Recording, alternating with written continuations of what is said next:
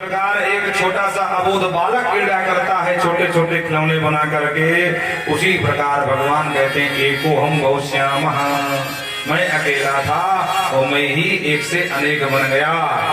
तो भगवान एक होते हुए भी अनेक हैं और अनेक होते हुए भी एक हैं। जैसे सोना अकेला एक है पर एक होते हुए भी अनेक प्रकार के रत्नों पर आभूषणों के रूप में जाना जाता है, तो अनेक होते हुए भी सोना मात्र अकेला एक है और एक होते हुए भी अनेक है। जैसे लकड़ी के अनेक प्रकार के यंत्र बनते हैं, कुर्सी बनती है, तख्त बनते हैं, महाराज लकड़ी के क्या नहीं बनता है।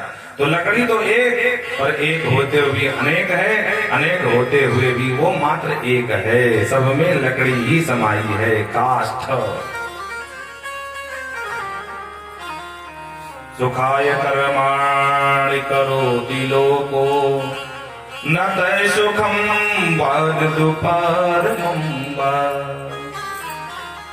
महाराज परीक्षित कहते हैं सुखाय कर्माणि करोति लोके, प्रभु एक बात बताओ, ये जितना जीव हैं नर, ये सुख की कामना से सारे काम करते हैं, बदले में दुख क्यों मिलता है?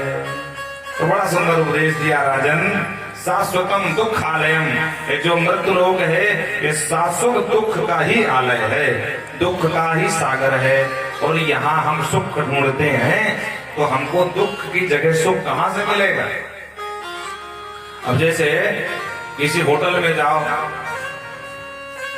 और उससे कहो भैया हमको तो गैस पेपर पकड़ा दो। अब बताओ होटल वाला तो हमको भोजन तो करा सकता पर गैस पेपर नहीं देगा। गैस पेपर लेना है तो वहां जहाँ मिलती पुस्तकें उनकी दुकान वहां जाओ। तो उसी तरह ये दुख आलयम शाश्वतम, दुख का ही आलय है, दुख का सागर है और हम यहाँ सुख ढूंढते हैं। सुखाय कर्माणि करोति लोके, पर हमको दुख ही मिलता है। और सुख पाना है तो जो आनंद सिंधु सुख राशि है उनके चरणों में हमें समर्पित कर देना चाहिए, तो वहां से हमको सुख मिलेगा। जब तक राम जी नहीं आए विश्वामित्र जी दुखी रहे, और जिस दिन आ गए तो दुख भागता नजर आया, फिर कोई दुख के समीप नहीं आया। बोलो राधे राधे। हाँ, इसलिए तो सृष्टि विस्तार माया का स्वरूप बताया। ये माया साथ में ले जा भैया, नहीं तो सब धार्मिक हो जाएंगे, तो नरक का पूरा कारोबार ठप्प करना पड़ेगा, बैठा के वेतन देना पड़ेगा यमराज को या उसके पूरे विभाग को। ठीक है प्रभु। और यहीं से सृष्टि उपक्रम प्रारंभ किया। बोल वृंदावन बिहारी लाल की जय। ब्रह्मा जी जब जन्म हुआ तो ब्रह्मा जी ने सबसे पहले भगवान के आदेशानुसार 4 ऋषियों को उत्पन्न किया, सनक, सनंदन, सनातन, सनत कुमार। तो ब्रह्मा जी ने कहा बच्चों अब तुम भी सृष्टि उपक्रम में हाथ बटाओ, हमारा सृष्टि करके दिखाओ।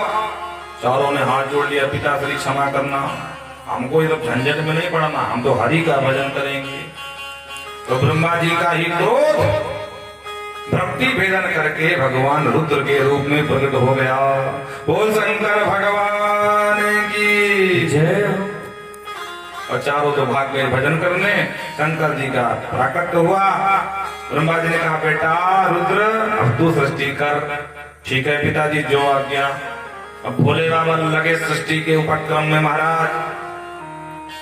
ब्रह्मा जी जब तक लौट के आते तो डाकनी, साकनी, भूत, प्रेत, पिशाच, बैताल, मारी, गणदैया, बरैया, सर्प, भिक्षु, भगवान जाने कितने।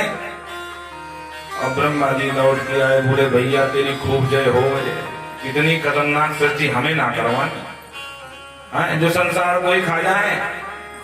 बोलो राधे राधे। आज भी जिसके घर में भूत लग जाए महाराज, वो तो क्या हाल होता है। हाँ, जगह जगह भागता है। अभी वो गणंद करा के गणंद करा देते हैं लोग। ब्रह्मा जी का बेटा तेरी खूब जय हो, तो तू यहाँ से पधार, अब तू रहने तेरे बस की नहीं है। शंकर जी ने कहा जो आ गया। उठाए अपना दंड का मंडल और सीधे पहुंच गए कैलाश। बोल काशी विश्वनाथ भगवान की। इस बार ब्रह्मा जी ने 10 ऋषियों को उत्पन्न किया। मरीचि, अत्रि, अंगिरा, पुलस्त, पुलह, क्रतु, भृगु, वशिष्ठ, दक्ष और 10वें देवर्षि नारद। बोलो राधे राधे। उसके बाद छाया से करदंजी को, वाणी से देवी सरस्वती को, वक्षस्थल से धर्म को, पृष्ठभाग से अधर्म को, और फिर अपने दक्षिणांग से एक पुरुष और वामांग से कन्या, जिनके नाम हुए मनु और शत्रुपा। इनसे बोले बेटा अब तुम सृष्टि करो। मनु शत्रुपा की 5 संतानें हुई राजन, जिनके नाम देवहूति, आकुति, देवी प्रसूति। बच्चों के नाम प्रिय, प्रद, उत्तानपाद। और एक दिन ब्रह्मा जी दौड़ के आए और भगवान से बताए प्रभु मैं सृष्टि कैसे करूं। बोले क्या हुआ? बोले हिरणाक्ष नाम का दैत्य आया, पृथ्वी को लेकर के पहुंच गया रसातल। ब्रह्मा जी ने भगवान का ध्यान किया और ध्यान करते ब्रह्मा जी को छींक आ गई, तो नासिका रंध्र से भगवान वाराह का प्रादुर्भाव हो गया। बोलो वाराह भगवान की जय। और भगवान ने भूदेवी को मुक्त कराया उस दैत्य से और हिरणाक्ष का वध किया, हिरणाक्ष का उद्धार किया। महाराज परीक्षित ने पूछ लिया सरकार ये हिरणाक्ष कौन था? आपने बताया ही नहीं। तब पूरा परिचय दिया राजन। महाराज कश्यप की अनेक पत्नियां हैं, दिति, अदिति, तनु, काष्ठा, कद्रु, विनता, भगवान की। बोलो राधे राधे। उनमें तो जो दिति नाम की पत्नी है, एक दिन रति याचना करने आ गई, शाम का समय था, तो अपने पति देव कश्यप से कहा हमको रतिदान कर दीजिए। कश्यप ने कहा ऐसा घोर तमाबेगा देवी, इस समय संध्या काल हो रही है और ये समय ठीक नहीं है। और दूसरी बात, इस समय भगवान शंकर अपने गणों के साथ भ्रमण करते हैं ब्रह्मांड में। दीदी नहीं मानी, कुछ भी हो आज हमारा मनोवत पूर्ण करो। तो स्त्री हट के आगे कश्यप जी को बात माननी पड़ी। लेकिन जब कामत जल शांत हुआ तो दीदी को लगा कि हमसे अपराध तो हो गया, स्वामी जी मना करते रहे पर हम उनको मजबूर कर दिया। आकर प्रणाम किया, बोले सरकार क्षमा करें, हमने आपकी बात न मानी, अब क्या होगा? बोले क्या होगा? 2 आतंकवादी पैदा होंगे और क्या होने वाला? तो दीदी घबरा गई, अरे राम राम हमने ये क्या कर लिया? बोले बिना विचारे जो करे सो पाछे पछता, काम बिगाड़े अपनों जग में होए हंसा। अब होंगे तो आतंकवादी ही। तो दीदी मैया ने 100 वर्ष तक इनको जन्म नहीं दिया। पूरा त्रिलोक जलने लगा। तब ब्रह्मा जी के शरण में गए। ब्रह्मा जी ने समझाया दीदी को, बेटा दीदी बच्चों को जन्म दे। तब जाकर इनका जन्म हुआ। दोनों भाइयों के नाम हुए हिरण्यकश्यप और हिरण्याक्ष। हिरण्यकश्यप बड़ा था, हिरण्याक्ष छोटा था। इतना मदान हुआ, गदा लेकर के अकेले युद्ध के लिए निकल पड़ा। नारद जी को पकड़ा, हे बाबा बहुत नारायण नारायण जपता है, चला जी 2-2 हाथ हो जाए। नारद जी ने कहा भैया अपने राम को लड़ना भिड़ना तो नहीं आता, लेकिन हाँ लड़ाना भिड़ाना खूब आता है। अच्छा तो मेरे समकक्ष कोई पहलवान है क्या इस ब्रह्मांड में? बोले हाँ। बोले कौन है? बोले वरुण के पास जा। तो सीधे पहुंच गया वरुण के पास और वरुण को ललकारा, हे वरुण सावधान। और जो वरुण ने देखा इस कट्टे मोटे कट्टे पहलवान को, उसने कहा भैया कहाँ से बला आ गई? वरुण ने हाथ जोड़ लिया, भैया किस लिए आए हो? बोले मेरे हाथ में खुजली हो रही, युद्ध कर। वरुण ने कहा भैया अपने राम बुढ़े हो गए हैं, जब तेरी उम्र में थे ना तो हमारे हाथ में खुजली हुआ करती थी तब, पर अब नहीं होती है। अरे तो कौन लड़ेगा मुझसे? बोले भैया तुम्हारे जोड़ीदार पहलवान एक हैं, कौन है? बोले विश्वंभर नाथ। बोले राधे राधे, जो विश्व का भरण पोषण करें। कहाँ मिलेंगे? बोले सब जगह मिलेंगे। कैसे मिलेंगे? बोले कोई अपराध कर दे। हाँ परित्राणाय साधूनां विनाशाय दुष्कृतां। वो तो सज्जनों का परित्राण करने के लिए सदा तत्पर रहते हैं। आप एक गलती करके देखो, अच्छा तो एक क्या हम अनेक गलती करेंगे? तो दिमाग में कुछ आया नहीं, सीधे आया कि पृथ्वी को उठा लो और सीधे रसातल पहुंचा दो। तो लेकर के पृथ्वी को रसातल पहुंचा, और जैसे जल में पृथ्वी डूबी तो जितने यहाँ जीव थे डुबकी खाने लगे, प्रभु बचाओ बचाओ बचाओ, हम डूबे जा रहे हैं। तो ब्रह्मा जी के द्वारा वराह उत्पन्न हुए, वराह गए, तुरंत एक मुक्ता दियो महाराज, और पृथ्वी को जल से बाहर निकाले, यथावत स्थापित किए, और फिर जाकर उसका अंत कर दिया। बोलो वराह भगवान की जय। इस प्रकार से सबसे पहले मनु जी की जो मझली बेटी है देवी देवहूति का प्रसंग सुनाया, और उसके बाद उनकी अन्य विधियों का प्रसंग सुनाया। महाराज देवहूति का विवाह कर्दम ऋषि के साथ हुआ था। राजन, विवाह के समय शर्त रखी गई थी कि देवी जिस दिन संतान हो गई तो हम बाबा जी फिर बन जाएंगे, क्योंकि बाबा जी पहले से थे। तो जैसे ही विवाह हुआ तो बाबा चले गए समाधि में। बहुत दिन बाद जब नेत्र खोले, बम बोले, तो देवहूति ने किया प्रणाम, कौन हो देवी तुम? तो हाथ जोड़ के बोली, सरकार याद करो कभी हमारा आपका ब्याह भी हुआ था। फिर दिमाग में जोड़ डाला, ओहो मनुपुत्री देवहूति हो तुम, मानवी मानदाया मनुपुत्री हो, तुष्ट हो हम आद्य। अरे आज हम बहुत प्रसन्न हुए भाई,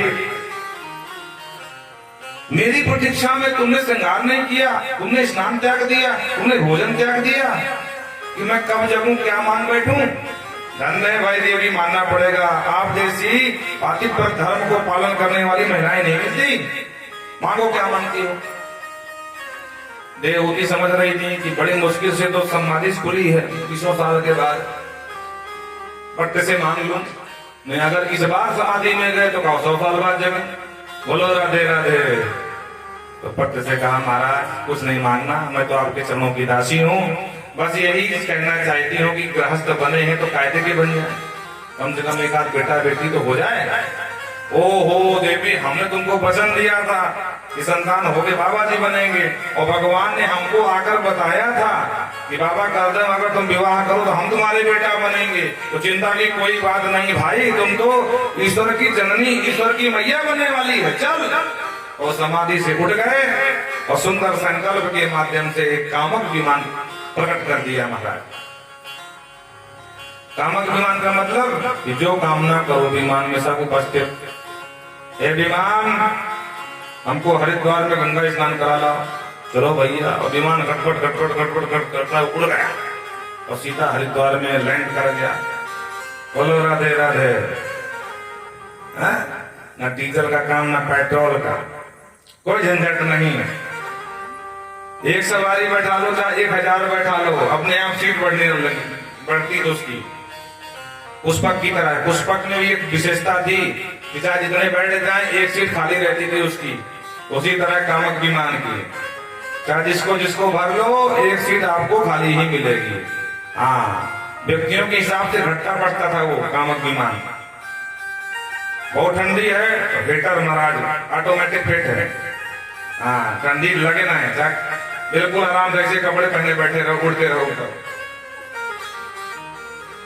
ये विमान सुंदर सुंदर आज पकवान खाना है तो विमान में तत्काल उपस्थित। कालांतर में बहुत दिन तक विषय भोग भोगा और 9 बिटिया हो गई। तो जहां की एक संतान की बात थी, कर्दम भी समझ गए वाले कर्दम फंस गए चक्कर में, घर के स्थिति जंजाल में। कहा तो एक बेटे की या बेटी की बात हुई थी, यहाँ तो 9 हो गई। तो उठा के रंग कमंडल भागने लगे। देवहूति ने चरण पकड़ लिए, सरकार कहाँ भाग रहे हो? देखो देवहूति, हमने पहले ही कहा था कि एक संतान हुई तो बाबा जी बन जाएंगे, और 9 हो गई। सरकार ठीक है आप बाबा जी बन जाना, लेकिन 9 का विवाह कौन करेगा? पिता हो, पितृ धर्म है, पिता का कर्तव्य है बेटियों के हाथ पीले करके भी जहाँ जाना हो, वृंदावन जा हरिद्वार फिर जाए, बाबा जी बने। बोलो राधे राधे। अपने कर्तव्य से मुंह मोड़ रहे हो, दुनिया आपको आपेश देगी महाराज। तब कर्दम जी को याद आया, बोले बात तो सही कह रहे हो, ठीक है लेकिन हाथ पीले कर दो फिर चला जाऊंगा। बोले हाँ, रुक गए। और इस बार भगवान ने कृपा करी, साक्षात कपिल भगवान ही घर में पधार गए। बोले कपिल भगवान की जय। लोके कपिल ख्याताम गंताम देखे वर्धन। कपिल नाम से इनकी ख्याति हुई और ब्रह्मा जी को पता चला कपिल भगवान का जन्म हुआ, अवतार हुआ है, तो अपने 9 बेटा लेकर के, जो 9 ऋषि थे, अरिचि, अत्रि, अरिष्ट, अंगिरा, पुलस्त्य, पुलह, क्रतु, वशिष्ठ, दक्ष, और नारद जी घूमक्कड़ बचपन से तो कहीं घूमने निकल गए थे, तो 9 को साथ में ले आए और कपिल भगवान का दर्शन किया।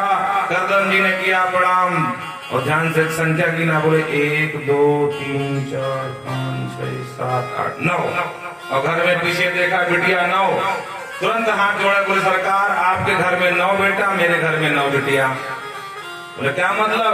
बोले हम यही आपसे निवेदन करना चाहते हैं कि ये बिटिया मैं कन्यादान कर दूं और आप इनका दान ले लीजिए, तो मेरा भी भार खत्म हो जाए, मैं भी मुक्त हो जाऊं।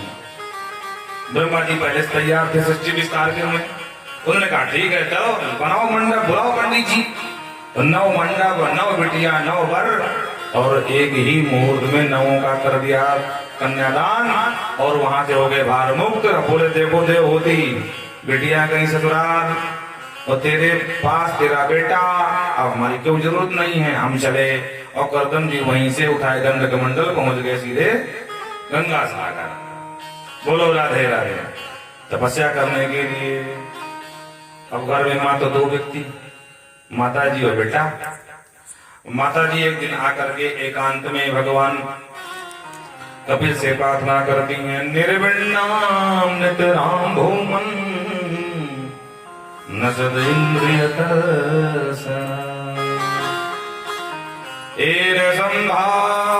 संभाव्यमानेन प्रपन्नांधं तमः प्रभो।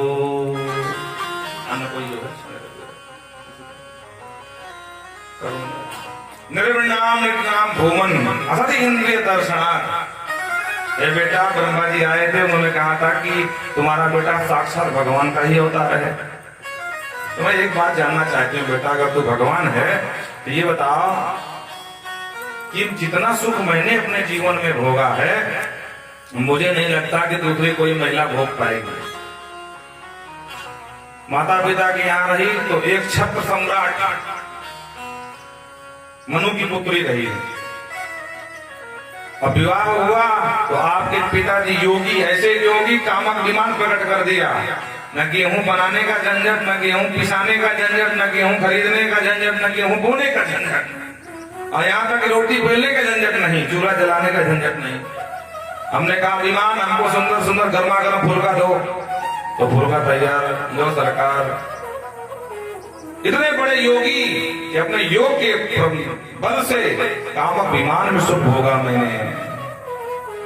बिटिया भाई तो अत्रि, अनसुईया, अति जैसे दामाद, अरुंधति जैसी बिटिया, वशिष्ठ जैसे दामाद हुए हैं, और बेटा हुआ तो कपिल, साक्षात भगवान का अवतार। ब्रह्मा जी बता गए मुझे तो भगवान है। तो मैं जानना चाहती हूँ कि असल इंद्रिय दर्शनार्थ अभी तक मेरी इंद्रियां प्यासी क्यों हैं? बोलो राधे राधे। अभी तक इनको तृप्ति क्यों नहीं हुई? कपिल देव ने समझाया, कपिल भगवान ने, मैया ने समर्पण कर दिया। तम त्वगता शरणं शरण्यं तम त्वगता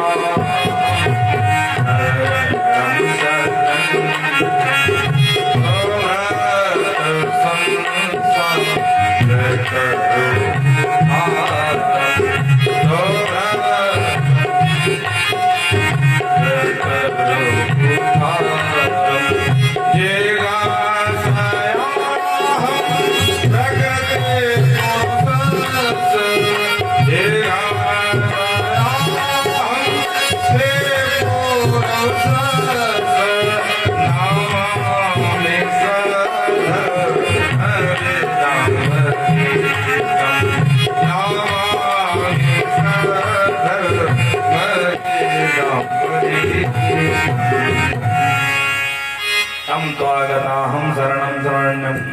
इसलिए ब्रह्मा जी के बताए अनुसार मैं तेरे को अपना बेटा नहीं भगवान ही मानती हूँ। तम स्वागता हम शरणं शरण्यम, हे सबको शरण देने वाले शरण्य प्रभु, मैं देव होती आपके चरणों में हूँ।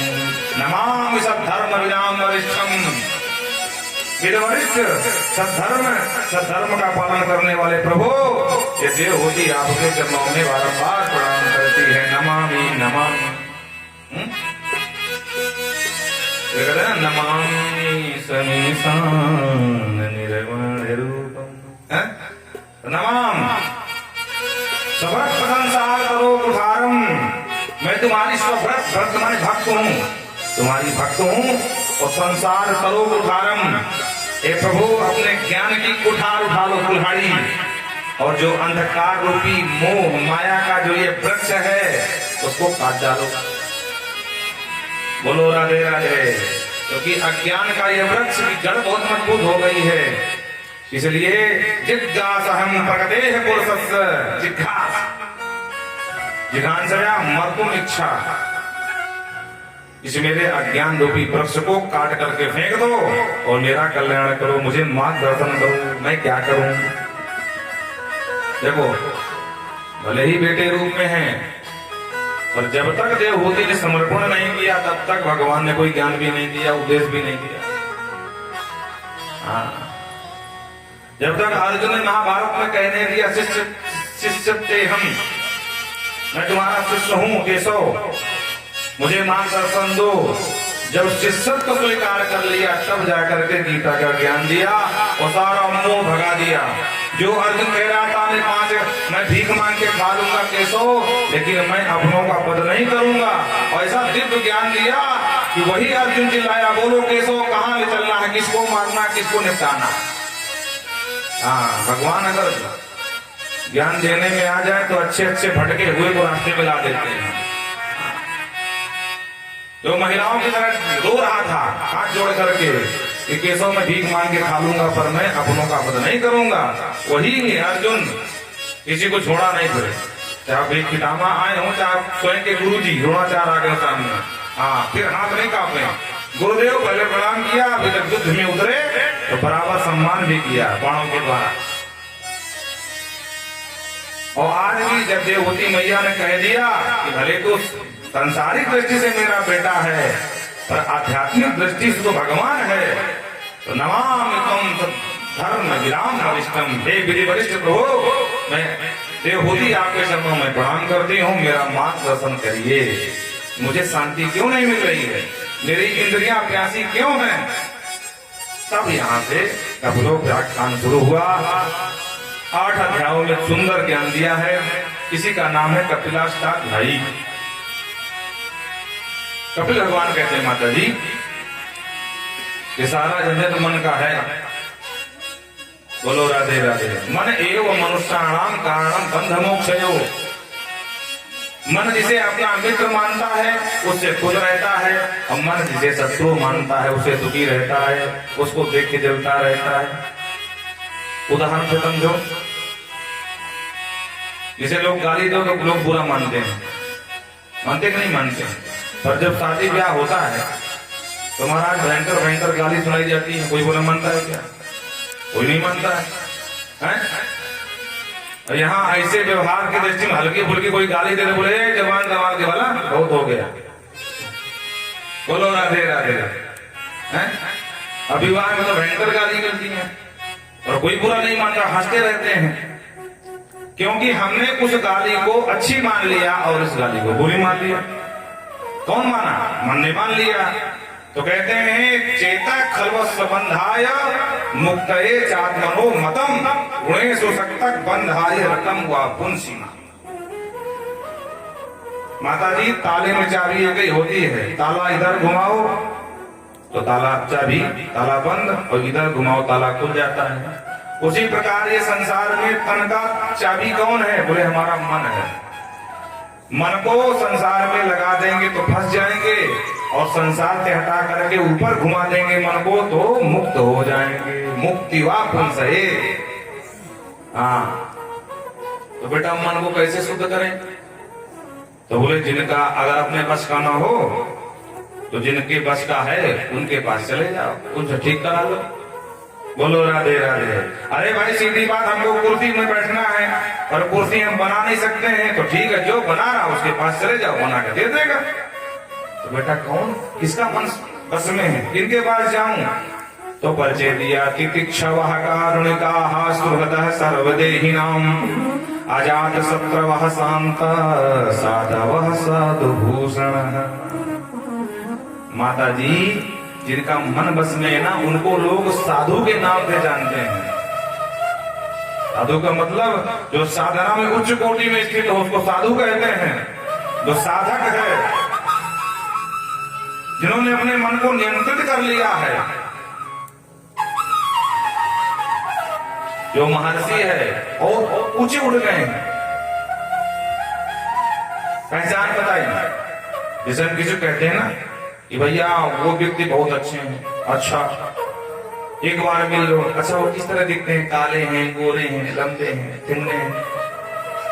नहीं भैया बिल्कुल गोरे हैं, अच्छा आंखें बड़ी बड़ी हैं, अच्छा अच्छा अच्छा कुर्ता धोती पहनते हैं, तो सिर्फ कपड़ा रंगाने से साधु न मान लेना माता जी। उनकी पहचान बताई, साधु कौन, संत कौन, महंत कौन? तो बोले तितिक्षवाः। वो पहला लक्षण ये है कि बड़े तितिक्षु होते हैं। तितिक्षु का मतलब है कि मान दो या अपमान दो, अपमान से वो घबराते नहीं, अपमान में हर्षाते भी नहीं है। माला पहना दो आप, महाराज आपकी बड़ी कृपा हो गई, आप यहाँ चरण पड़ गए हमारे भवन में, तो माला पहना करके लंबी लंबी दंडवत कर लो, तब भी महाराज जी को कोई फर्क नहीं पड़ रहा। तितिक्षु बिल्कुल। और अगर महाराज जी को गाली बक दिया तब भी कोई भी साथ नहीं है। बोलो राधे राधे। क्यों ऐसा क्यों है? बोले निज प्रभु में देखें जगत कैसा न करें विरोध। अरे चाहे शत्रु हो चाहे मित्र हो, अच्छा हो चाहे बुरा हो, बुरा हो, सब तो भगवान का ही सब स्वरूप है। सिया राम में सब जग जानी, करहूं प्रणाम जोर जोग पानी। तो जब सब सीधा राम में है तो फिर किससे शत्रुता करना और किसकी बात का बुरा मानना और किसके बात पर हंसाना? ये तो प्रकृति का प्रपंच है, चलता रहेगा। बोलो राधे राधे। तितिक्षु होते हैं, द्वंद्व रहता है, किसी द्वंद्व में नहीं फंसते हैं। माला पहनाओ या धक्के मार दो कोई फर्क नहीं पड़ता उनको। कारुणिकाः, बहुत करुणा से भरे होते हैं। इतने करुणा से भरे होते हैं कि वो साधक जो होते हैं, संत सज्जन, वो कभी अपने दुख से दुखी नहीं होता, दूसरों को दुख देखकर दुखी होते हैं महाराज। इतने करुणा से भरे होते हैं। हाँ, संत हृदय नवनीत समान, कहा कवि ने पर कहा न जाना निज परताप द्रवई नवनीता और संत द्रवई पर दुख सुपनीता से। तो मक्खन तो आग के तपन से गर्म होता है, द्रवीभूत होता है, पर संत दूसरे के दुख से दुखी होता है, ना कि अपना दुख कभी उसको नहीं समझ में आता है। क्योंकि वो जानता है कि जो मेरे प्रारब्ध में है वो मुझे ही भोगना पड़ेगा, दूसरा कोई भोगने आने वाला नहीं है। और आप लोग भी ध्यान से सुन लो, सुख मिलना दुख मिलना ये प्रारब्ध की बात है। हाँ, इसलिए सब जगह रोया मत करो, और रोने से आपको लाभ भी नहीं होने वाला है, ये भी समझ लो। हाँ, ये अलग बात है कि लोग आपको आपके जाने के बाद हंसी उड़ाएंगे। हाँ, सामने थोड़ा कहेंगे नहीं बात तो सही कह रहे हो, सही बात गलत तो है। हाँ, सामने सबको ना देते हैं और पीठ पीछे मजाक उड़ाते हैं। देखा आज आया हूं पहाड़ के नीचे। इसलिए कभी भी दुख भी आवे, सुख में हर्षाओ मत और दुख में घबराओ मत। हाँ, सुख में भूलो मती और दुख में टूटो मती। संत कहते हैं सुख में कभी भूलना नहीं चाहिए और दुख में टूटना भी नहीं चाहिए। सदा भगवान के नाम का अवलंब रखो और कृष्ण कृष्ण गोविंद गोपाल गाते चलो। इसलिए कारुणिकाः सुहृदः, सभी को अपना सुहृद मानता है वो। सर्वदेही नाम, सिर्फ मानव मात्र की बात नहीं, जीव मात्र को अपना ही मानता है, सुहृद मानता है। इसलिए किसी से विरोध नहीं करता है, तो अजात शत्रु होता है। संत कभी किसी से शत्रुता नहीं रखता है। अब वो अलग बात है कि संत से कोई रख ले, पर संत कभी किसी से विरोध नहीं रखता। शांता बहुत शांत होते हैं, साधवा साधु भूषण। तो माता जी जिनका मन बस में है उनको साधु के नाम से जानते हैं, संत भी कहते हैं। पर ये जरूरी नहीं कपड़ा लगाने वाला संत ही हो। ऊपर से संत बनना बहुत आसान है, पर वास्तविक संत बनना बड़ा कठिन है। ऊपर से बनना हो तो महाराज जो रामलीला में पात्र बनते हैं, कोई विश्वामित्र बन जाता है, कोई नारद जी बन करके आ जाता है, नारायण नारायण करते हुए, तो देखने में वो ज्यादा अच्छे लगते हैं। संत तो बनना है। तो ऐसे ही अभिनय वाले संत समाज में खूब घूम रहे हैं, मठ मंदिरों में कब्जा किए बैठे हैं। बोलो राधे राधे। हाँ, तो भ्रम में न फंस जाना। एक कवि ने कहा था कि जो एक पल न जिए इंसान की तरह, वो आजकल पूज रहे हैं भगवान की तरह। जो एक पल न जिए इंसान की तरह, वो आजकल पूज रहे हैं भगवान की तरह। और मीडिया के बदौलत धन के सहारे पूरी दुनिया में छाए हैं तूफान की तरह। पूरी दुनिया में छाए हैं तूफान की तरह। दुनिया को देते हैं उपदेश शांति का और खुद लड़ रहे हैं पहलवान की तरह। टीवी के खुलते खुलते हैं संत, ऐसे जैसे बिकते हैं संत, जैसे सामान बिकता है दुकान की तरह। बोलो राधे राधे। हाँ, तो सिर्फ वैभव देख करके ना फंस जाना, महाराज जी बड़े नाम के हैं। वैभव बना लेना वो अलग बात है, वो तो एक बिजनेसमैन बना लेता है वैभव। गाड़ी घोड़ा बंगला कौन नहीं बना लेता है। अगर संत भेष में भी अच्छा वैभव है, गौशाला भी है महाराज दिखाने के लिए, पैसे के काले धन को सफेद करने के लिए लोग कर लेते हैं, गौशाला भी बना लेते हैं दिखाने के लिए, देखो हम गऊओं को घास फूस खिला रहे हैं, और खिलाने के नाम पे कुछ नहीं खिलाते, सब चाली ऐसी रहती है। बोलो राधे राधे। पेट भर के भूसा भी नहीं दे पाते हैं और पैसा खूब हटते हैं भक्तों से उल्लू बना के। तो सिर्फ जो अंदर से संत हैं उनके शरण में चले जाओ। स्वामी रामकृष्ण परमहंस जैसा महान गुरु, एक बालक गुरु की गोद में निकला और जिस संत के पास जाता है बस एक ही प्रश्न करता है, आपने भगवान को देखा है? तो संत कहते हैं भैया क्या फालतू में सुबह सुबह से मूड खराब कर, तो हमें नहीं लेते, भाग यहां निकल, तो भगा देते हैं। तो बस राम राम करके आगे बढ़ जाता है। पूरा भारत खोज डाला और अंत में जाकर के एक संत मिल गए जिनका नाम स्वामी रामकृष्ण परमहंस। और जब बालक ने उनसे प्रश्न किया क्या आपने भगवान को देखा? बोले हाँ। कैसे देखा? बोले जैसे तुझे देख रहा हूं वैसे मैंने भगवान को देखा। बस तुरंत सारी जिज्ञासा शांत हो गई, चरणों में प्रणाम किया, समर्पण कर दिया, गुरुदेव हम आपकी शरण में हैं। और तो स्वामी रामकृष्ण परमहंस ने वो दिव्य ज्ञान दिया कि वही बालक आगे चल करके स्वामी विवेकानंद के नाम से जाना गया। बोलो राधे राधे।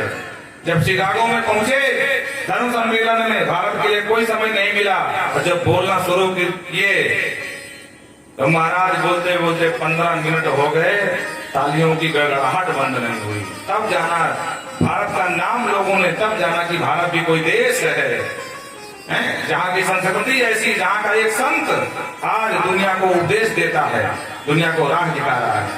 पूरी दुनिया में तहलका मचा दिया भारत का। आज भी जितने युवा बच्चे हैं अगर स्वामी जी को उनको पढ़े तो मार्गदर्शन मिलता है। और स्वामी जी ने जो भी सिद्धांत दिया सनातन को ऊंचाई पर पहुंचाया। तो गुरु खोजने में जल्दबाजी मत करना। अरे भाई अगर हम बीमार पड़ते तो डॉक्टर खोजते नहीं खोजते हैं, डॉक्टर अच्छा है कि नहीं अच्छा है। और यहाँ तो जन्म जन्मांतर के रोग ठीक करना है। सतगुरु वैद्य ये सब क्या है? इनके वचनों पर विश्वास किया जाता है। और गुरु अगर उत्तम हो तो उद्धार कर देगा, और गुरु अगर ठीक नहीं है तो लोभी गुरु लालची चेला, दोनों को नरक में ठेलम देगा। गुरु न सस्या सगनन सस्या तो कहते हैं गुरु गुरु नहीं है जो जन्म मरण का चक्कर न छुड़ा दे अपने शिष्य का। वो स्वजन नहीं है जो इस भवाटुकी से बाहर ना निकाल दे। बोलो राधे राधे। इसलिए गुरु खोजो। अरे बिटिया के लिए वर खोजते हो, महीनों साल 2 साल 4 साल बर्बाद कर देते हो, और अपने लिए गुरु नहीं खोज सकते हो, गुरु भी खोजो। बोलो राधे राधे। हाँ, जैसे बिटिया के लिए जीवन के लिए वर अच्छा चाहिए, उसी प्रकार आपके मुक्ति के लिए गुरु अच्छा होना चाहिए। जो खुद मुक्त हो वही तुम्हें मुक्त कर पाएगा, जो खुद स्वस्थ होगा वही आपको स्वस्थ कर पाएगा। आप किसी डॉक्टर के पास जाओ, डॉक्टर पास मिलने आए हैं, बोले क्या हुआ, बोले परेशानी है, थोड़ा समस्या है, और डॉक्टर के घर वालों कहा भैया वो खुद बीमार है, अपोलो में भर्ती है, तो बोलो उनसे तुम इलाज कराओगे। एक ऐसा डॉक्टर है खुद बीमार पड़ा, हमको क्या ठीक करेगा। बोलो राधे राधे। हाँ, तो जो स्वस्थ है, जब वो गुरु मिलेगा तभी आपको स्वस्थ कर पाएगा। बाकी ऊपर से देखने में तो सब ऐसे दिखाई पड़ते हैं, सब भगवा कपड़ा, सब त्रिपुंड लगाए, पगड़ी बांधे महाराज। काका कृष्ण टीका कृष्ण वो भेद कार्तिकयो है ताप्ते बसंत काले काका काका टीका टीका। देखने में कौवा भी काला होता है, कोयल भी काली होती है। कैसे पहचानोगे कौवा कौन है, कोयल कौन है। तो सिद्धांत दिया, बोले एक ही पहचान है, प्राप्ते बसंत समय, जब बसंत ऋतु का समय आता है तब जब कोयल बोलती है कुहू कुहू करके और कौवा बोलता है काऊ काऊ, तो दोनों की बोली से मालूम पड़ता है कौन कोयल है और कौन कौवा है। काका है काका, टिका टिका, टिक माने कोयल। तो देखने में सब एक जैसे लगते हैं कि भाई साहब सिद्ध वाले बाबा जी हैं, और कौन सिद्ध है कौन नहीं सिद्ध है, जब उनके साथ रहोगे, उनके अतरंग गतिविधियों को पकड़ोगे, तब समझ में आएगा कि कौन सिद्ध बाबा है और कौन ढोंगी बाबा है। बोलो राधे राधे। अब गुरु जी के पास गए साल में एक बार, तो गुरु जी बड़े बैठन के बैठ गए। आओ बच्चा, कैसे आयो, ठीक हो। आप गुरु जी बड़े सीधे हैं भाई, बहुत श्रद्धा उत्पन्न हो गई, गुरु जी से भिक्षा ले लिया। और साल में एक बार मिलना है, जब मिलना है तब समाज में मिलना है। विवेकानंद जी कहते थे देख एक बार नहीं अनेक बार कहा कि मुझे जान ले, समझ ले, परख ले, तब उसी से बनने आना। अभी मैं जानने वाला नहीं, तो हम आगे कहा करते थे। ये कहते हैं गुरु करो जान के, पानी पियो छान के। हाँ, डुप्लीकेट गुरु के चक्कर में पड़ गए तो वो खुद मरेगा, तुमको भी मार डालेगा। गुरु कर्ण धारम, अनाड़ी नावे की नाव में सवार हो गए तो खुद डूबेगा और तुम्हें भी डुबो देगा। इसलिए बुद्धिमान नाविक की नाव में सवार हो जाओ और उसकी नाव में बैठोगे तो खुद नहीं डूबेगा, तुम्हें बचा ले जाएगा। इसलिए गुरु कर्णधारम, गुरु कर्णधार है, इस भव सागर से पार करने वाले हैं। बड़ा सुंदर उपदेश दिया देवहूति मैया को, साधकों की महिमा बताई, और अंत में मैया ने कह दिया बेटा तेरे पूरे उपदेश का मैंने एक ही अर्थ निकाला है। क्या, बोले भले ही वो ब्राह्मण क्यों ना हो, लेकिन अगर उसके मुख में तेरा नाम नहीं है तो वो चांडाल के समान है। अब भले ही चांडाल हो, और अगर तुम्हारा नाम जप रहा है तो वो श्रेष्ठ ब्राह्मण से श्रेष्ठ है, जो अपने आप को ब्राह्मणत्व में घमंड में घूम रहा है, पर अपना न कल्याण कर सकता है न दूसरे का कल्याण कर पाएगा। अहो बतस्व पचतो गरीयम यह शुक्लवाग्रे नाम तुभ्यम। नाम की महिमा गाई, संतों के महत्व को गाया, और यहीं से कपिल भगवान और माँ देवहूति का संवाद। इति भगवान मैया तो नदी के रूप में परिणित हो गई, कपिल भगवान पहुंच गए गंगा सागर कपिलाश्रम, और यहीं से कथा क्या प्रसंग को विश्राम देते हैं। बोल कपिल भगवान की जय। आइए एक छोटा सा भजन गाएं और फिर कथा को बढ़ाएंगे।